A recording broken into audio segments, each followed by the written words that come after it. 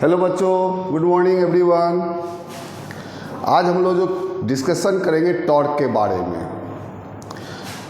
Torque होता क्या, पहले ये बात देखना है। टॉर्क और फोर्स में अंतर क्या है। टॉर्क भी एक तरह का फोर्स है, तो और फोर्स और टॉर्क में डिफरेंस क्या है पहले ये समझना है। मान लो ये पेन है, अगर इस पर हम फोर्स लगाएंगे तो एक स्ट्रेट लाइन में जाएगा। अगर इस पे हम फोर्स लगाते हैं तो ये क्या जाएगा, स्ट्रेट लाइन में जाएगा। लेकिन टॉर्क क्या होता है, टॉर्क भी एक तरह का फोर्स है, लेकिन यदि टॉर्क हम लगाएंगे किसी बॉडी पर तो वह रोटेशनल मोशन देगा। यदि किसी बॉडी पर हम फोर्स लगाते हैं तो वह कैसा मोशन देता है, स्ट्रेट लाइन देता है, स्ट्रेट लाइन में बॉडी मूव करता है। लेकिन यदि किसी बॉडी पर हम टॉर्क लगाते हैं, टॉर्क भी एक तरह का फोर्स ही है। तो दोनों में डिफरेंस ये है कि अगर किसी बॉडी पर हम फोर्स लगाते हैं तो वह कैसा मोशन जाता है, स्ट्रेट लाइन में। लेकिन अगर किसी बॉडी पर हम टॉर्क लगाते हैं तो वह कैसा मोशन देगा, रोटेशनल मोशन देगा। जैसे मान लो फॉर एग्जांपल पंखा घूमता है, तो जैसे हम लाइन देते हैं तो पंखा पर सर्टेन है कि कोई न कोई फोर्स लगा रहा है, और जैसे ही फोर्स लगता है तो कैसा मोशन दे रहा है, रोटेशनल मोशन। इसका मतलब है उस पंखे पे टॉर्क लग रहा है। हम लोग दरवाज़ा खोलते हैं, जब दरवाज़ा खोलते हो तो देखो एक तरफ जो होता है फिक्स कर दिया जाता है और दूसरी तरफ हम खोलते हैं, तो वो भी जो है रोटेशनल मोशन है। वो भी क्या है, वो रोटेशनल, क्योंकि एक तरफ फिक्स है तो जब भी मूव करेगा तो वह रोटेशनल मोशन ही होगा। क्लियर। तो टॉर्क भी एक तरह का फोर्स है जो किसी बॉडी को क्या करता है, एक रोटेटरी मोशन देता है, नहीं एक सर्कुलर मोशन देता है। तो आज हम लोग पढ़ेंगे वही टॉर्क के बारे में। अगर कोई भी टॉर्क, अगर डायपोल को हम किसी इलेक्ट्रिक यूनिफॉर्म इलेक्ट्रिक फील्ड के बीच डालते हैं तो कितना टॉर्क लगेगा। टॉर्क ऑन अ डायपोल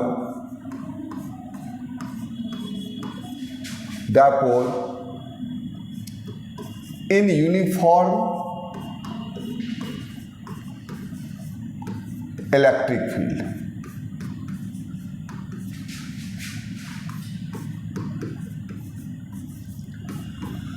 आज जो हम लोग डिस्कशन करेंगे इसी के बारे में कि अगर किसी डायपोल को अगर यूनिफॉर्म इलेक्ट्रिक फील्ड के बीच में डाल देंगे तो उस पर कितना टॉर्क लगेगा। मान लो ये यूनिफॉर्म इलेक्ट्रिक फील्ड है। अगर ये यूनिफॉर्म इलेक्ट्रिक फील्ड है, सभी जगह इसका मैग्नीट्यूड क्या होगा, सेम होगा। ये यूनिफॉर्म इलेक्ट्रिक फील्ड है।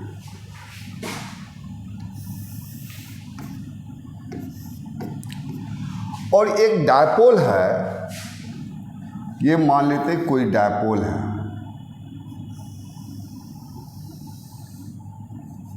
ये कोई डायपोल है ए बी। ये ए बी क्या है, एक डायपोल है जो यूनिफॉर्म इलेक्ट्रिक फील्ड के बीच एक एंगल के साथ हम डाल दिए हैं, थीटा एंगल के साथ। और अगर ये डायपोल है तो इस पे हो जाएगा -q चार्ज, और इस पे कौन चार्ज है, +q चार्ज। और दोनों का बीच का जो डिस्टेंस होगा, यहाँ से यहाँ का डिस्टेंस होगा वह 2a होगा। क्लियर। कोई डायपोल है और डायपोल को हम क्या किए, यूनिफॉर्म इलेक्ट्रिक फील्ड के बीच एक एंगल के साथ हम क्या कर दिए, उसको प्लेस कर दिया गया। तो अब ये देखना है कि अगर इलेक्ट्रिक फील्ड के बीच में ये है तो इलेक्ट्रिक, ये भी चार्ज बॉडी है, इस पे भी चार्ज है, तो इलेक्ट्रिक फील्ड के बीच में अगर हम रखे हैं तो इस पे कितना टॉर्क लगाता है। ठीक है, उसी के बारे में हम लोग आज एक्सप्रेशन निकालना है। तो suppose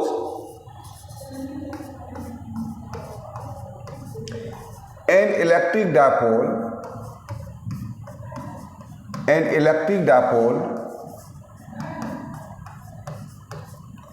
consisting two opposite charges to opposite charges plus q and minus q placed in uniform electric field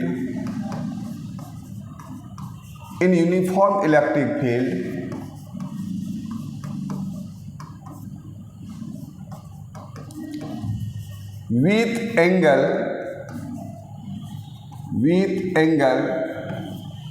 theta.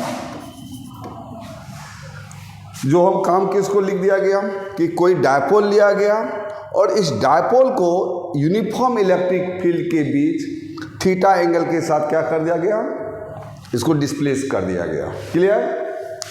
अब देखो यहां पर ध्यान देना है, ये माइनस क्यू है और यहां प्लस क्यू है, और इसको जब इलेक्ट्रिक फील्ड के बीच में डाला गया है तो यदि चार्ज बॉडी है, यदि उसको इलेक्ट्रिक फील्ड के बीच डालोगे तो उस पर वह फोर्स लगाएगा।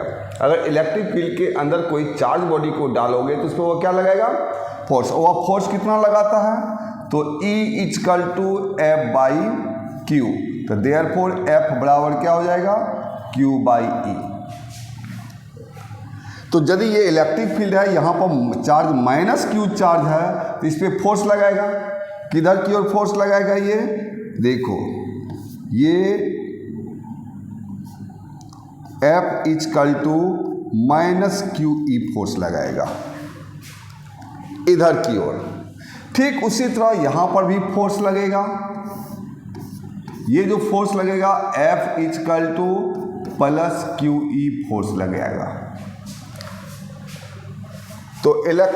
तो लिखोगे फोर्स ऑन चार्ज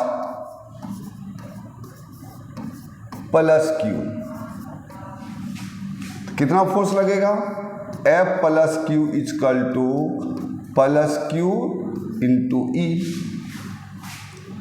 यहां पर जो लगाएगा ये इलेक्ट्रिक फील्ड जो फोर्स लगाएगा, कितना फोर्स लगाएगा, F equal to Q E. और इस इन पॉइंट पर जो लगाएगा फोर्स ऑन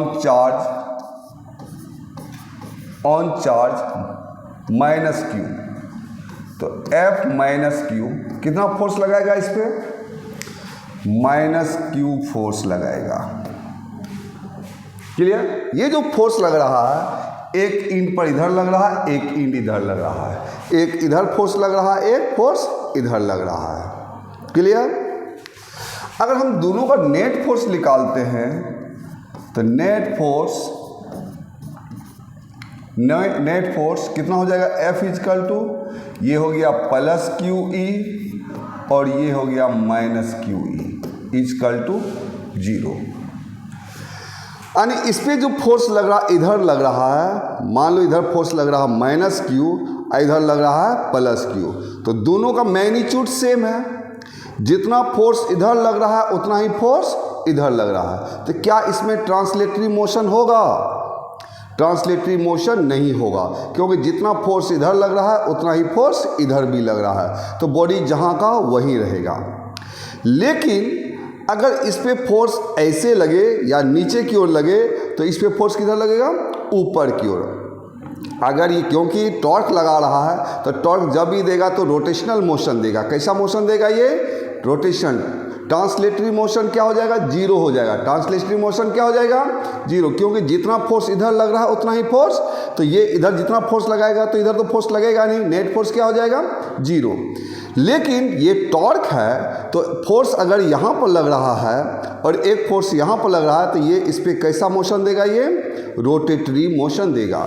यानी ये यहाँ पर क्लॉकवाइज घूमेगा, ये क्लॉकवाइज घूमेगा। अगर इस पर टॉर्क लगाता है तो कैसा डायरेक्शन, क्लॉकवाइज इसको क्या करेगा, रोटेट करेगा। तो लिखेंगे नेट ट्रांसलेटरी मोशन या translatory force is 0, but these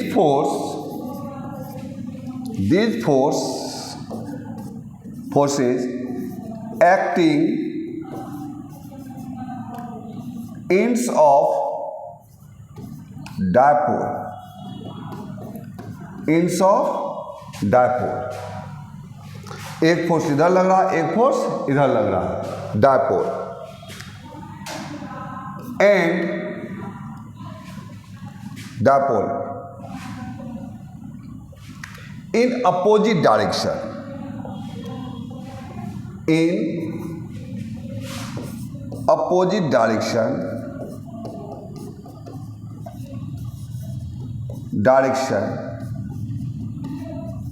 and form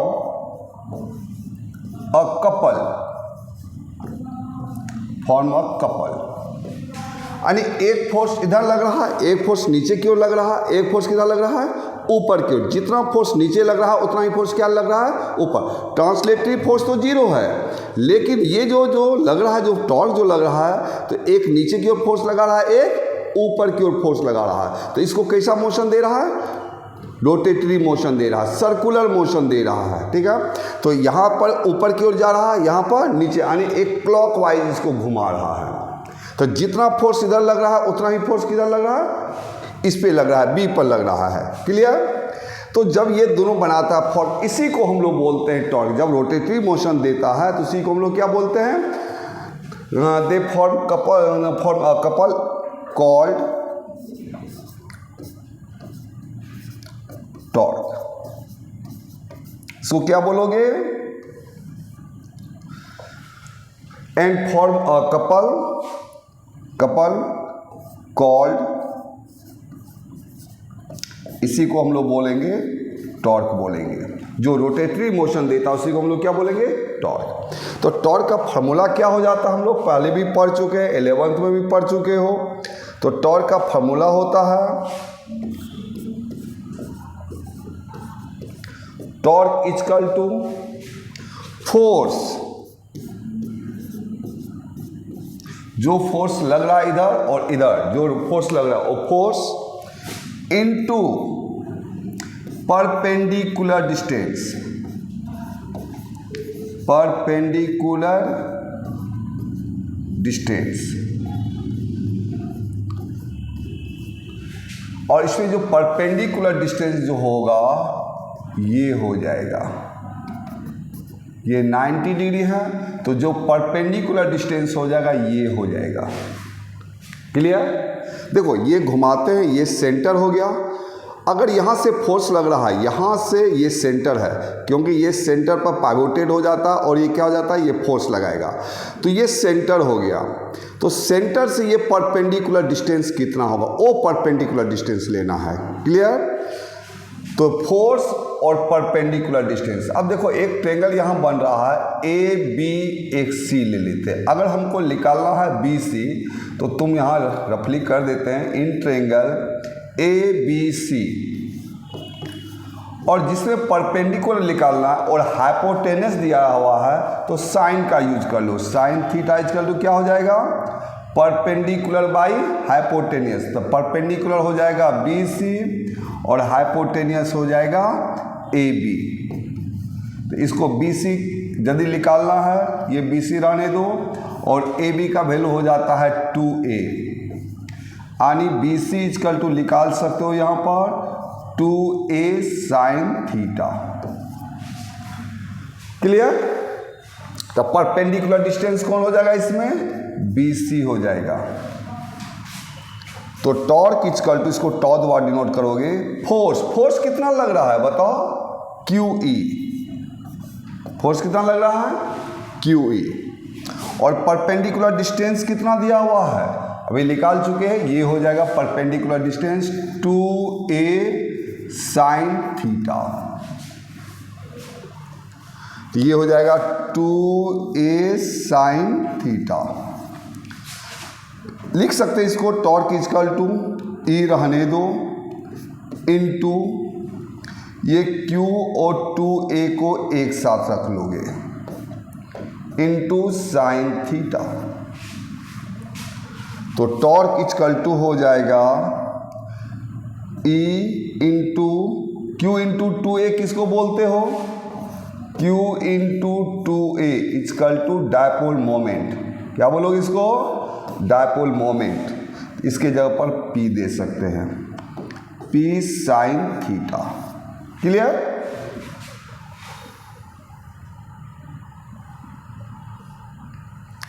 तो टॉर्क इक्वल टू फॉर्मूला मेरा हो जाएगा PE साइन थीटा। ये मेरा टॉर्क का एक्सप्रेशन निकल गया। क्लियर? टॉर्क इक्वल टू क्या हो गया? PE sine theta. अब देखो, अगर इसको हम लोग वेक्टर फॉर्म में लिखते हैं तो तुम वेक्टर पढ़े हो, अगर A डॉट B रहता है तो पढ़ते हो A B, ये भी A B मैग्नीट्यूड है कॉस थीटा, और अगर क्रॉस प्रोडक्ट रहता है A क्रॉस B रहता है तो पढ़ते हो A B साइन थीटा। ठीक उसी तरह है यहाँ पर, A की जगह पर देखो P है, B की जगह पर E देखो, वहाँ साइन थीटा, यानी ये फॉर्म में दिया हुआ है, ये फॉर्म में दिया हुआ है। तो अगर इन वेक्टर फॉर्म में लिखोगे, इन वेक्टर फॉर्म तो क्या हो जाएगा? टॉर्क इक्वल टू हो जाएगा P क्रॉस E हो जाएगा, P क्रॉस E हो जाएगा। और यदि क्रॉस प्रोडक्ट है तो सर्टेन है ये वेक्टर क्वांटिटी है। कैसा क्वांटिटी है ये? यानी टॉर्क जो है वेक्टर क्वांटिटी है।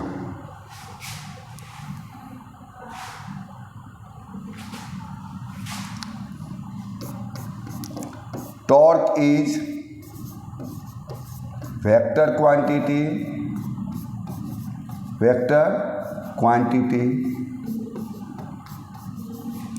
which is perpendicular to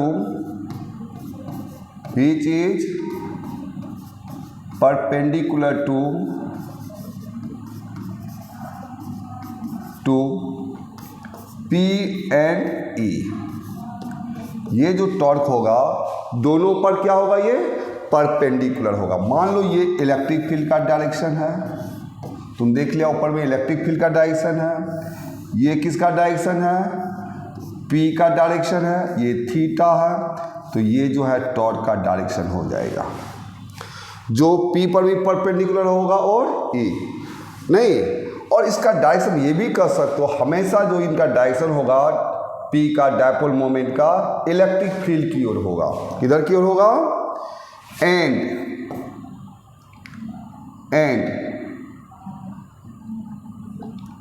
torque directed towards from P to E। किधर से किधर जाएगा? P से E को ओर जाएगा। ये जो मोमेंट देख रहे हो, ये P हमेशा किधर की ओर जाएगा? इलेक्ट्रिक फील्ड के डायरेक्शन में जाएगा। क्लियर है? तो ये हो गया टॉर्क का फार्मूला हो गया। क्या हो गया टॉर्क का formula? Torque equal to PE sine theta. अगर इसको वेक्टर फॉर्म में लिखते हैं तो torque equal to P cross E। जब भी क्रॉस प्रोडक्ट होगा तो वह वेक्टर क्वांटिटी होगा, और इसका डायरेक्शन हमेशा P से किधर की ओर होगा? E की ओर होगा। किधर से? P से E की ओर होगा। क्लियर है? अब देखो कुछ यहाँ स्पेशल केसेज है। स्पेशल केसेज क्या है? हम लोग क्या फॉर्मूला पढ़ चुके हैं टॉर्क का? Torque equal to PE sine theta, PE sine theta.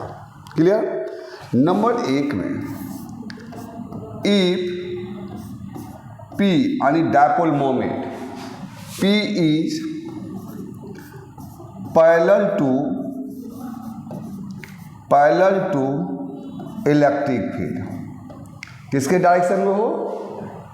Electric field, यानी P का भी डायरेक्शन इधर हो और E का भी डायरेक्शन इधर हो। ये P का डायरेक्शन है और ये E का डायरेक्शन है।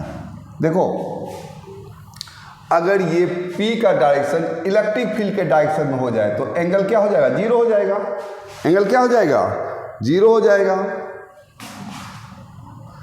तो E p E parallel to E, इस कंडीशन में अगर दोनों सेम डायरेक्शन हो जाएगा, नहीं तो थीटा का वैल्यू कितना हो जाएगा बताओ, 0 हो जाएगा।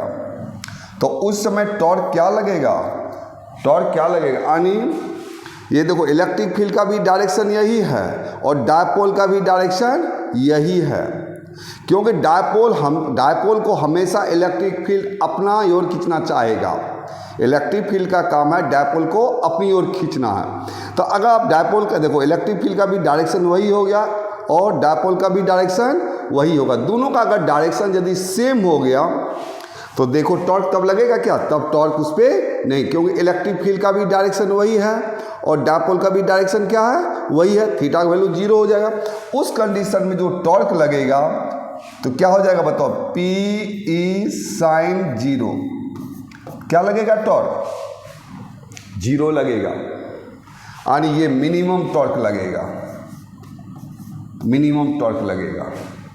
ठीक है, यानी यदि इलेक्ट्रिक फील्ड का डायरेक्शन वही है और डायपोल का भी डायरेक्शन वही हो तो उस कंडीशन में टॉर्क नहीं लगेगा, यानी मिनिमम टॉर्क लगेगा। ठीक है, दूसरा case, if P is anti-parallel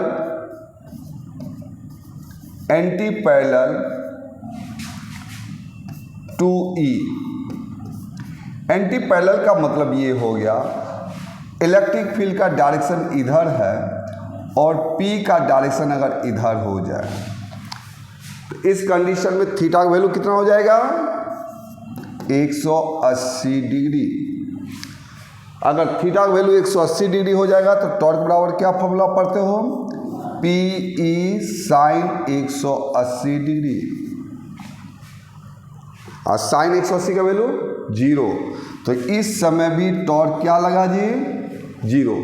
electric field का डायरेक्शन इधर है और डायपोल का डायरेक्शन इधर है, तो उस कंडीशन में भी स्टेबल होगा, कहीं फोर्स उस पर टॉर्क नहीं लगेगा।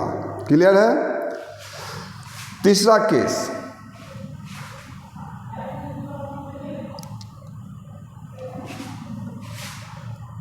तीसरा में if P is perpendicular to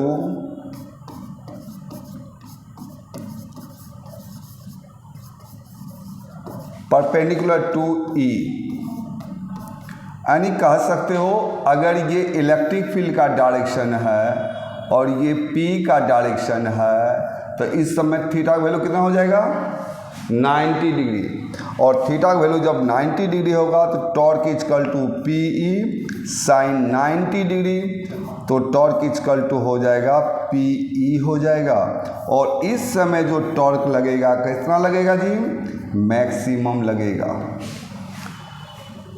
ठीक है, तो कब मैक्सिमम टॉर्क लगेगा, जब डायपोल का डायरेक्शन परपेंडिकुलरली हो, किस पे, इलेक्ट्रिक फील्ड पर परपेंडिकुलर, उस समय टॉर्क क्या लगेगा, मैक्सिमम टॉर्क लगेगा। और जब इलेक्ट्रिक फील्ड का डायरेक्शन और डायपोल का डायरेक्शन सेम हो और अपोजिट हो तो उस समय टॉर्क नहीं लगेगा, वह 0 लगेगा। क्लियर। ये 3 इसमें स्पेशल केसेज है। ठीक है, अब एक बात और दिमाग में बैठा के रखना, अभी तुम देखा जब डायपोल को हम इलेक्ट्रिक फील्ड यूनिफॉर्म का मतलब सभी जगह उसका मैग्नीट्यूड होगा इलेक्ट्रिक फील्ड का क्या होगा, सेम होगा। तो जब हम किसी डायपोल को यूनिफॉर्म इलेक्ट्रिक फील्ड के बीच में डाले हैं तो नेट फोर्स कितना लगा, 0। नेट फोर्स कितना लगा, 0। लेकिन अगर उसी डायपोल को नॉन यूनिफॉर्म इलेक्ट्रिक फील्ड में डालेंगे, नॉन यूनिफॉर्म इलेक्ट्रिक फील्ड में क्या हो सकता है, मैग्नीट्यूड सेम नहीं होगा, सब जगह वेरी करेगा, तो कहीं फोर्स ज़्यादा लगेगा, कहीं फोर्स कम लगेगा। तो उस कंडीशन में नेट फोर्स 0 नहीं रहता। ये हमेशा पूछा जाता है, ये दिमाग में बैठा कर रखोगे ये पॉइंट को। क्या है point,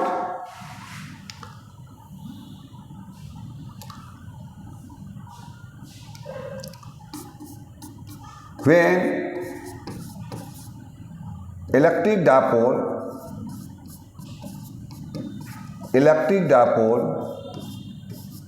dipole placed in uniform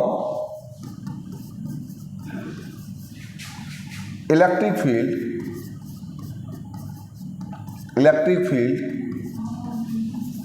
then net force is equal to 0। Net force क्या लगेगा, लेकिन टॉर्क लगेगा, torque does not equal to 0। दूसरे में व्हेन इलेक्ट्रिक डायपोल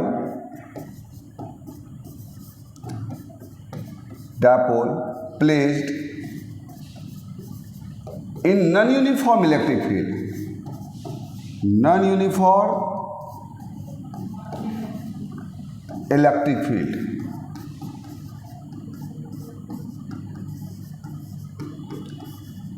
तब क्या होगा इस कंडीशन में, क्योंकि नॉन यूनिफॉर्म इलेक्ट्रिक फील्ड है तो हर जगह मैग्नीट्यूड क्या होगा, अलग अलग होगा। तो कहीं फोर्स ज़्यादा लगेगा, कहीं फोर्स कम लगेगा, क्योंकि नेट फोर्स वहाँ 0 नहीं हो सकता है। तो यहाँ net force does not equal to 0 और टॉर्क भी डज नॉट इक्वल टू 0। ये हमेशा एग्जामिनेशन में पूछा जाता है। ठीक, आज फिलहाल यहीं तक। Thank you.